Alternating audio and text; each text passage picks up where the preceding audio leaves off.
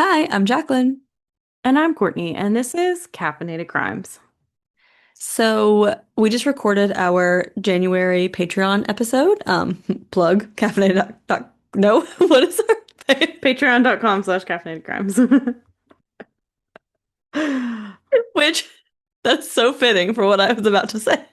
Because I was going to Yeah. talk about how I just really struggled getting through that episode for whatever reason. Words were not working correctly.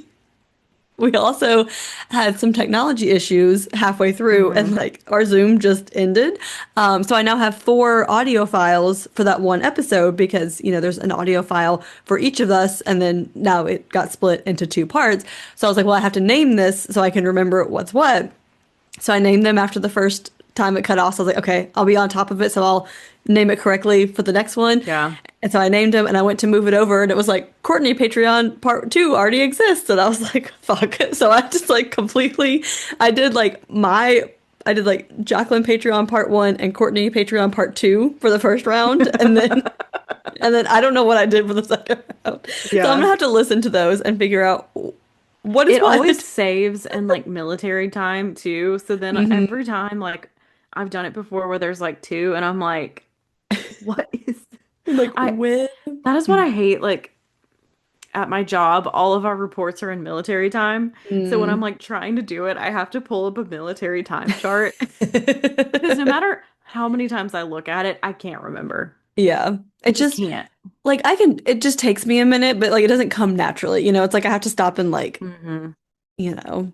Yeah, I have to like really, and then I have people in like Eastern time and Central time. So then I have to like do that conversion of like, okay, well, it's Yeah. military time this, which is my time, but it's their time, but It's a lot of it's math. a lot of math.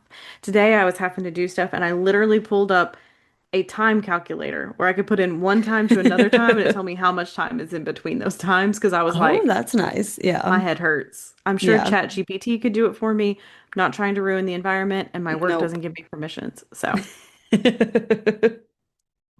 Well, I had to have Andrew fix a formula for me in an Excel spreadsheet today that I inherited from someone, and a formula had been deleted. And so I was trying to put in a formula based on like it was a weird form. It's like a quarterly report. It's like there's like a year to date that transfers on like each yeah. tab or whatever. And so it was a formula I hadn't seen before, but I was like, okay, let me try to like get this same like format. And then I fucked up another formula and I was like, shit, okay, I'm not touching it anymore. Like IT guy, come over here and help me. So then he came over and he's like, well, I don't like this formula because they shouldn't be doing it this way. They should be doing it this way. So then he tries to like change it to like this other formula that he likes better. And then I was like, well, you just changed one that like didn't need to be changed. Why are you changing it? And he said that he liked that one better. And I was like, there's 100 of these. And he's like, oh, never mind. We'll just leave these alone. I was like, yeah, that's what I thought. I was like, you don't need to go changing Nope, a nope. I hundred just need tabs this one on fixed. four, yeah, 100 cells on four different tabs. I'm like, I just need you to fix these two and then also the next two quarters so that it continues going correctly. Yeah. But yeah, he was trying to help me out Yeah. because he's like, I don't know why they would do this formula. And I was like, I don't know, but I did not create it. And I just I'm have to carry just, it through the yeah. rest of the fiscal year. Okay.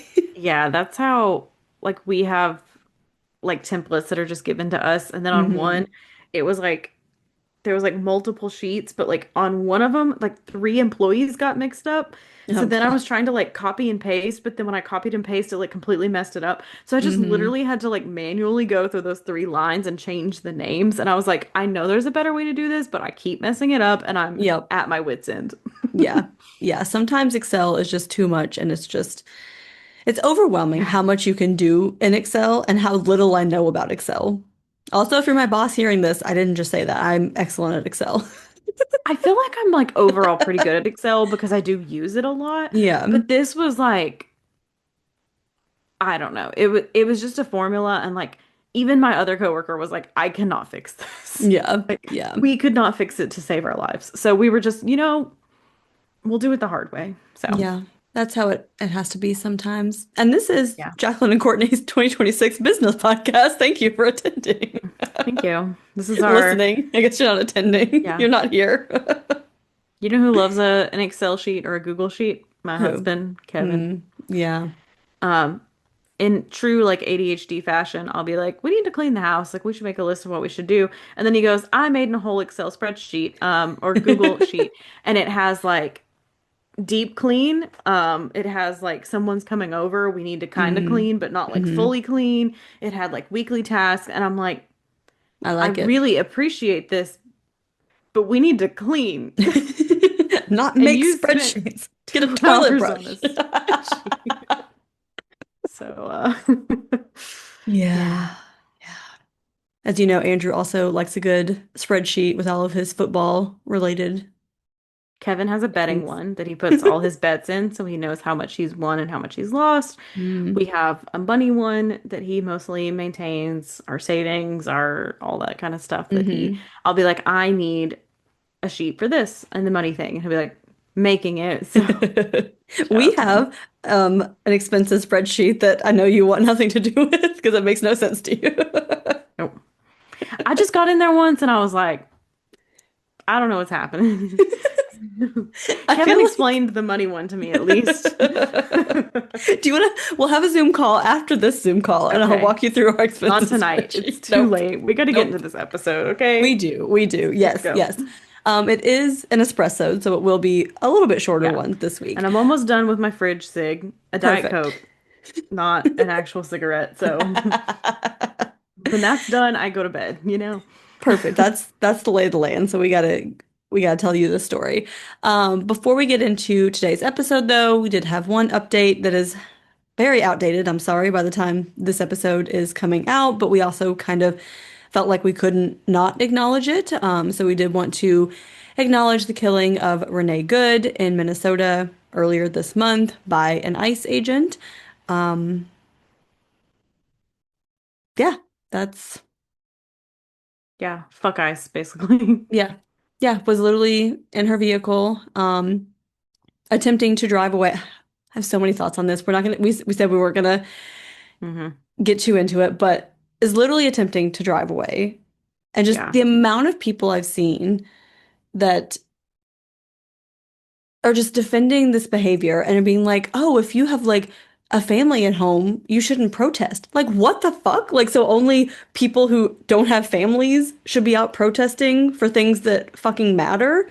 Like, how does that make any Yeah. sense? Like, she was not like running up to this man asking to get shot. Like, no one is doing that. Like, you're literally saying if you want to go protest, you have to accept that you might fucking die by a federal agent. Yeah. I don't know, man. I think what's really like scary too is how they're trying to like write this narrative of what happened, even though we're all seeing the video with our own eyes of what happened Mm-hmm. and Yep. being like, oh, that ICE agent has like internal bleeding. And there's like doctors being like, a bruise is internal bleeding. Mm-hmm. Yeah. So, that's what's scary.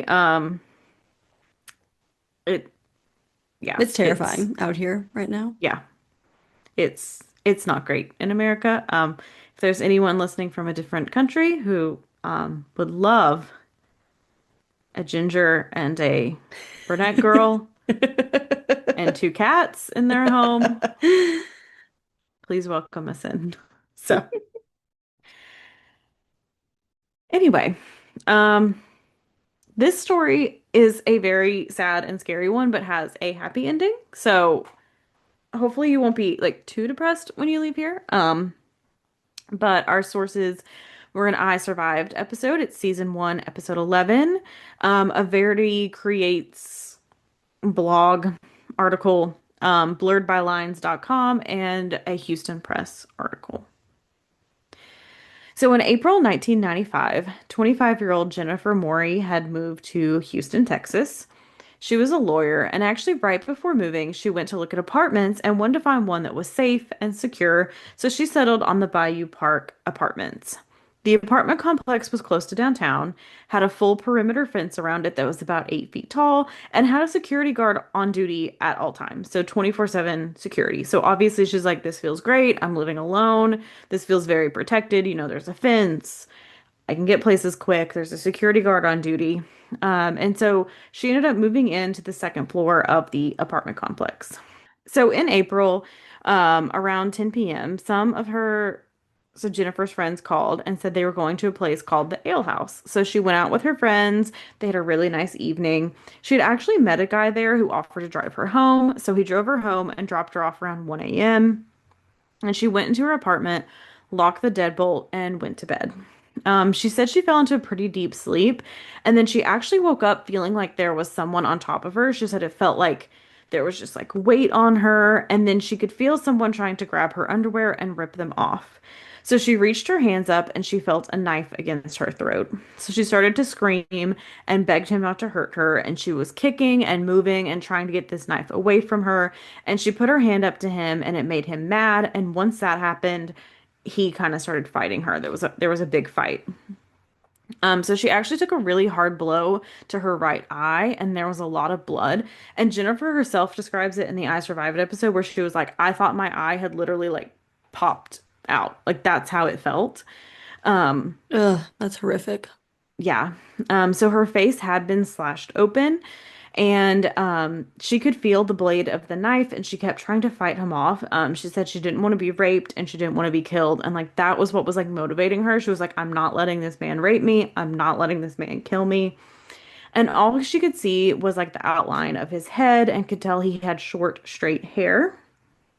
So Jennifer kept screaming, and she did later find out that 20 people in 15 different units in this complex had woken up.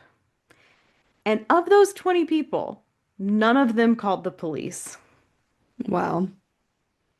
which Wow. I thought was insane. Yeah. That it's like 2, 3 in the morning and you hear screaming and you're just like, gonna go back to sleep. I'm also like, there's also like a security guard on duty, though, which comes into play later, but I'm like, you wouldn't even call like the security guard that's Yeah. permanently on duty to be like, hey, what's going on? Like, what? I mean, the only thing I can think is like apartments can be noisy, so it's like, do they Yeah, randomly hear random sounds other times that, have never been yeah, anything, so they don't think like, oh, something is wrong this time, or like, is it someone yeah. outside versus someone like It's in an truly apartment? the bystander effect. You know what I Yeah. mean? Where they're like, Yeah. oh, I'm sure someone else is calling. I'm sure that's kind Yeah. of what everyone said, but I know really disheartening to hear when you're like, Yeah. what? Like one person could have called for me.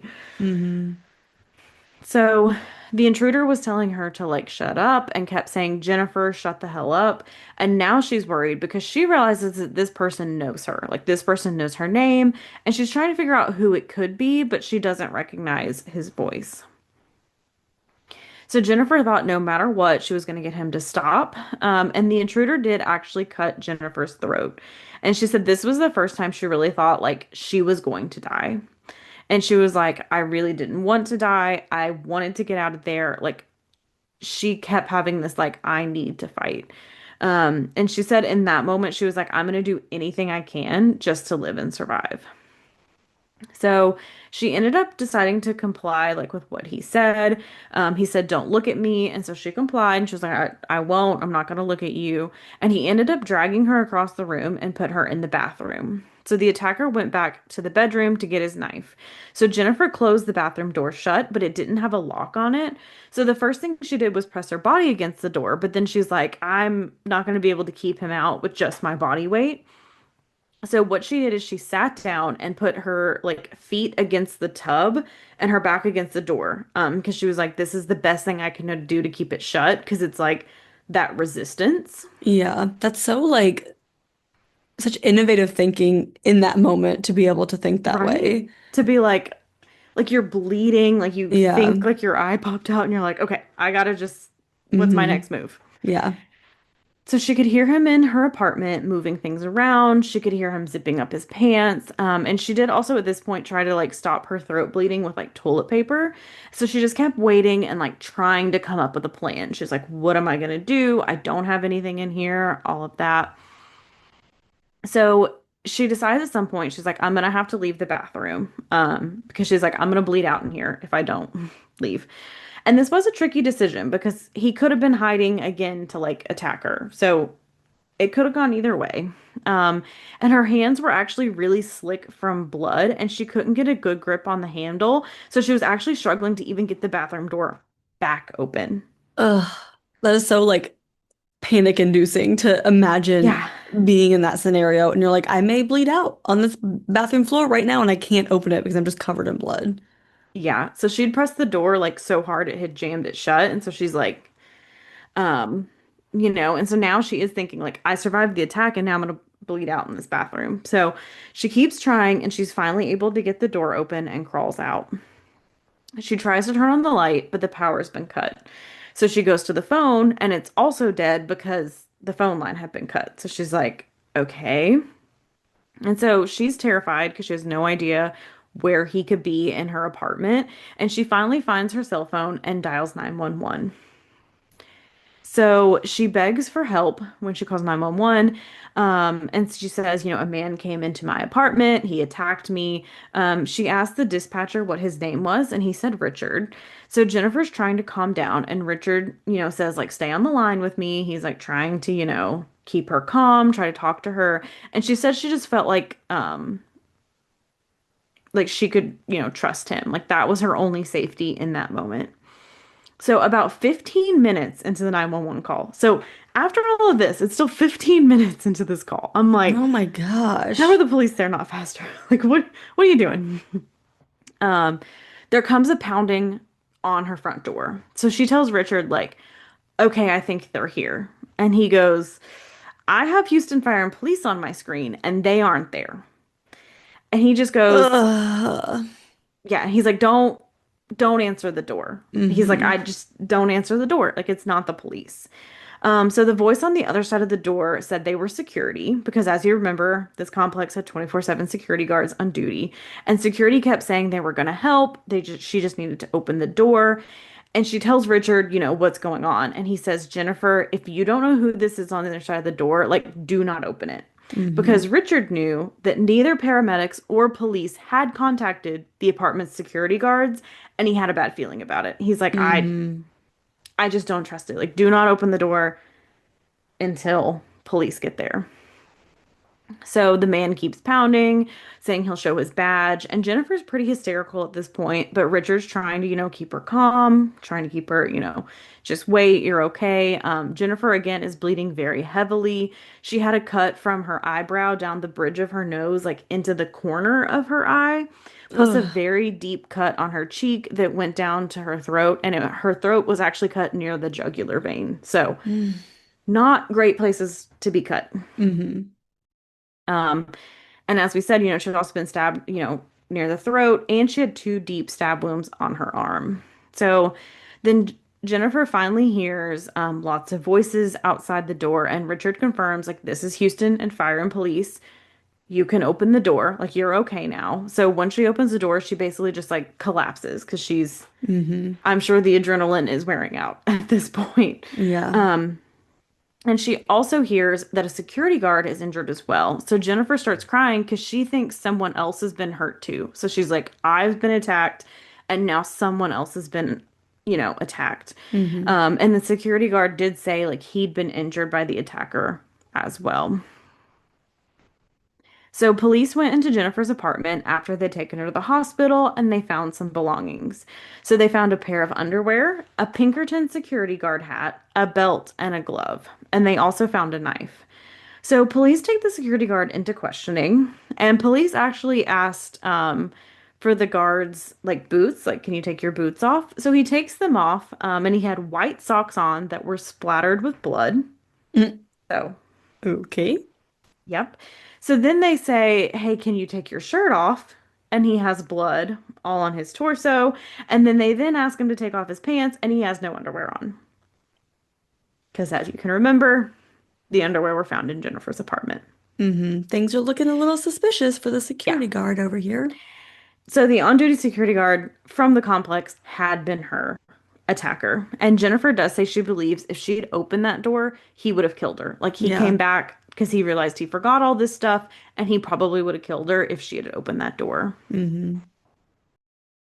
And also the security guard's name was Brian Wayne Gibson. So Brian didn't have a great history at Pinkerton. So he started in 1992 and had to be removed from two assignments after getting in conflicts with clients. And his most recent reassignment was due to borrowing a client's car without permission, which is basically auto theft.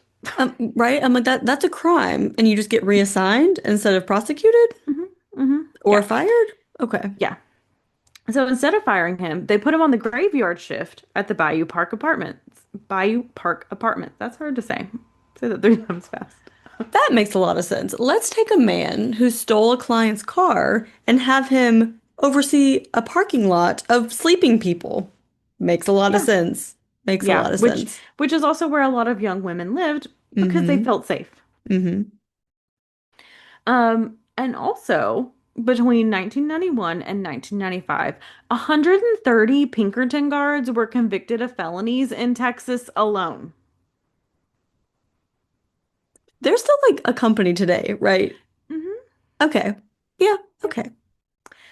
So apparently Pinkerton started in 1850 and just does not have a great history. It doesn't, this isn't, and it doesn't seem to get better because they apparently made headlines again in 2020 when a Pinkerton security guard shot and killed a man during a like Patriot rally in Denver. So Mm. 1995, we have a Pinkerton guard doing this. 2020, we have a Pinkerton guard killing a man. But yeah, I was like, in 4 years, 130 guards convicted of felonies in one state. That's Just one. insane. I don't What know. kind of background checks are you doing or not doing for security guards? Security guard. There must not be one. I mean, not to It's say that people can't go on to commit crimes after having a background check, but that seems like a very large amount. it seems like a lot. Yeah, it's sketchy. Hmm. So the police came to the hospital, and was like seeing Jennifer post-surgery, and they told her she put up a hell of a fight. They said there was blood everywhere. Like it was clear she had like fought for her life. Hmm. Um, and she did succeed. Her attacker did not kill her. He did not rape her. After being released from the hospital, Jennifer did move out of the apartment. Obviously, I think Yeah. anybody would. I don't think you could stay there. Yeah. And even though she was a lawyer, she kind of hopped jobs a bit and took some positions she was overqualified for. So the trauma of an attack like this just had long-standing effects. Yeah. Um, Obviously, it's really hard on you. I feel like in 1995, like therapy and trauma, like it's not as talked about as it is today. Like obviously, it Hmm. was like getting there, but it's not. And even if you have those resources, it's still really hard to move on Yeah. from an incident like this. So I feel she like was. especially with like a home invasion, because it's like that's your Mhm. safe space. And it's like someone Yeah. came into your safe space and like violated that. And it's not, and not that attacks in other places are like, less traumatic or anything, but people have PTSD like going to a place where something like that happened. And it's Hmm. like you literally cannot escape it. Like even moving to a Yeah. different place, like you still, when you lay down in bed at night, like are going to remember that and replay She that probably over had and like over and such over. a hard time sleeping because you're like, I'm Yeah. scared to go to sleep. Like, I Absolutely. can't even imagine. No. Um, she was able to slowly rebuild her life though. Brian Gibson was convicted of aggravated burglary with intent to commit sexual assault and was sentenced to 20 years in prison. Jennifer filed a lawsuit against Pinkerton in 1998, and she was awarded an undisclosed amount. And in 1998, she also opened up her own agency in Fort Worth and met her future husband. So Jennifer and Richard, her 911 dispatcher, remain friends to this day. She says Richard saved her life, and when she got married, Richard actually came to her wedding. So Ugh, I I love love that little that part so of the much. story, how it was like Yeah. he was like, the voice I heard that like, Yeah. Got her and through also that. like Yeah. saved her because he was like, don't open that door. Absolutely. Yeah. Because, like, I mean, if she hadn't been on the phone with him at the time, she would have assumed it was the police and would have just Hmm. opened the door. Yeah. Yeah. Ugh. Um, and Jennifer also has 2 children. So Jennifer's story was covered on My Favorite Murder on their 33rd episode, actually, which is crazy because that's Wow. like so many episodes. Like they just celebrated their 10-year anniversary. So this is Yeah, that's year crazy. one. And it brought a lot of attention to her story because this has stuck with me. When I saw 33rd episode, I was like, what? Because that is a story that has stuck with me like Hmm. since I originally heard it. Yeah. And Karen and Georgia, who are the host of My Favorite Murder, actually brought her up on stage on one of their tours. So, Oh my um, gosh. Wow. Yeah. I can only So, like imagine the amount of applause that woman got. Like I just have chills like thinking about I it. Like, I need to find the episode. I remember they released the episode oh of the really? live show. I need to Ugh, find which one it was, but yeah. I remember kind of talking about it. But like I found their like Instagram post. It was like 2017, which I'm also like, oh my God, that was like 9 years ago. What the hell? Wow, that's Yeah. crazy. Yeah. So just crazy because especially in the beginning of the podcast, like Karen just loved to tell like I Survived stories. So that's just Hmm. kind of how, and like I Survived I didn't feel like was a big show. So I feel like she really like that episode really brought this like back to light about Hmm. her. Um and Brian Wayne Gibson was released in 2015. He is a registered sex offender and lives in Mm. southeastern Texas. So he is Ugh. out. Mm. Um which is scary. He kind of lives like outside Yeah. of Houston now, but I'm sure does not help your trauma knowing Right? he's out. But, Yeah. and that is the incredible survival story of Jennifer Morey, who fought him off and was not Hmm. just fought as hard as she could. Yeah. I mean, like, what an incredible story and like just that like primal desire to live that you're like, no, I am not Mm-hmm. going to let him win. Like, I will not. Yeah. Yeah. That's Yeah. amazing. It's It's one that's just stuck with me, and there's just like not a lot of information out there. It seems like she Hmm. did that episode, and then like obviously like My Favorite Murder kind of like revived it, but it seems like it's not one that there's like a lot of like articles about and stuff like Hmm. that. But it was just such an incredible story of just resilience and fighting, and thank God for having like a good 911 dispatcher because I think Yes. of I can't remember the name of it, but the one where it was the man and the woman had gotten divorced and there was like the custody arrangement. I think it was in Mm. Utah, and Hmm. like she Yep. was Yep. calling and was like it was Susan, right, or something. I think Actually, so. I think the husband had like they suspected had killed the wife. Mm. And then like the grandparents got visitation, but it was like a court-ordered person brought them. I know people are screaming in their cars right now or their offices about what it Yes. is. But would had dropped it off, and it was like the person called 911 and was like, I need someone to come. Like he took them in. He's not supposed to do that. And the 911 dispatcher just like disregarded her the whole time and was like, ah, blah, blah, blah, Hmm. blah. And like if she'd had someone like that, like she probably would not be alive to tell this story. Hmm. Yeah, absolutely. So Mm. yeah, What a story. What a what a story. story. Well, nothing can top that, but Courtney, what is your perk of the week? So my perk of the week is if one thing Peacock brought me in January to bring in this new year was a new season of The Traitors, and I'm so happy. It's truly one of my favorite shows. It's so incredible. Have you watched it yet? I have not. You need to watch it. It's so good. I'll add it to the list. I did Yeah. get through Stranger Things, so I have finished Stranger Things season six, five. Season Yeah, five, there's no but six. yeah, so kind of how they did this season is they released it was like 3 episodes the first day, then 2 episodes. Now it's like weekly releases until Hmm. the season finale and the reunion or whatever. Hmm.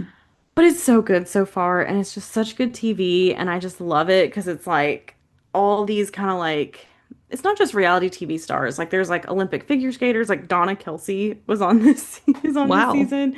Fun. Just like a random array, but like you have like these housewives and you have these gamers, like people from Hmm. Survivor and Big Brother, and they're all trying to be like, who's the traitor? And it's just so fun seeing Hmm. all the drama. And it's just like, they're kind of like putting it on for the show, but it's fun and they do challenges and Hmm. it's just so much fun watching it. Even Kevin loves it. So it's like Yeah. kind of nice because I'm like, oh, you get to watch my reality TV with me. So, but yeah, Nice. that's my perk of the week is the new season of Traders. And also, there's a guy on the show that I need to go watch his season of Love Island now because he's hot. He's hot. Part two, perk Anyway. of the week. Yeah, but yeah, so that is my perk of the week. Jacqueline, what is your perk of the week? fun. I'm a little nervous about saying this is my perk of the week because we've seen how the preemptive perks of the week go. Ooh, careful, careful, But careful. oh no, it's just a book, so if it's a bad ending, it's not the end of the world. But I'm Yeah. really enjoying this book so far, so I am going to go ahead and it still was my perk of the week, even if it ends badly, because I've really enjoyed Yeah. reading it this week. So, but it's Everyone is Lying to You by Joe Piazza. Um, it's been on my list for a long time. Finally, gotten through my holds where I'm like, okay, now's the time. So I'm like 70% of the way through. So I mean, I guess you could still have a really bad ending, but like I've been loving it so far. Like it's a thriller. I'm Yeah. like super sucked in. Like the characters are just so like I'm just like I'm there. It's like I start and I'm Yeah. like immediately immersed in this world, and it's a thriller, but it's like a mom blogger like influencer Oh, like okay. thriller. So like it's a lot of that like culture and like behind the scenes of, nothing is Mm-hmm. real and everything is fake but I don't know. Yeah. I'm really into it. It's very good. I heard her, I want to say on Nora McInerney's podcast for the first time, like years and years ago. And like I followed her on social media since then. And she's written a couple of books and I've liked them. And I think this is her first thriller, but I'm having a good Nice. time. So I'll let you know Yeah. at the ending if I like for sure give it, my endorsement. Yeah. But either way, it's my perk of the week because I'm having a great time over here. Yeah. It's always, as long as you enjoy it, even if the ending's like, Yeah. you know, Yeah. it's I feel still like I'm fun. far enough into it that it's like if the ending is bad, I don't think it would completely ruin the book as a whole, you You know? still enjoyed the journey. Exactly. Even Yeah. if you get in a little fender bender at the end, you still enjoyed the car ride there. Exactly. Just a fender bender, though. We're not talking about a full-on crash. No airbags deployed, Nope. okay? Fucking fender bender. All right. Well, let us know your perks of the week. It's January, so naturally, what are you watching? What are you reading? Hmm. Not really doing a whole lot of anything else, you know? It's that nice, like, cozy, hunker down winter time. We're about to get a shit ton of snow. So I if you were know. also just had snow, because this will come out in like 2 weeks, so maybe we're still snowed in at the time of this recording or this release. Who knows? So yeah, Oh, yeah, this comes out in February. For some reason, I was thinking it came out next week.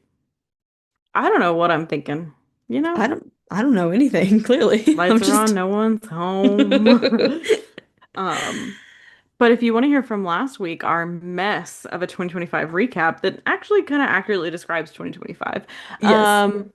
you can do so on patreon.com at slash caffeinated crimes. Why did I say See, I'm at? not the only one. You can at caffeinated crimes pod on most social media. Um, you can give us 5 stars on Spotify, Apple Podcasts, anywhere you can leave a rating or review. YouTube, you can like, subscribe, say nice things, tell us we're pretty, even though it's not a video podcast. Um, yeah, you can do a lot of things. But in the meantime, go have a cup of coffee. And don't commit a crime.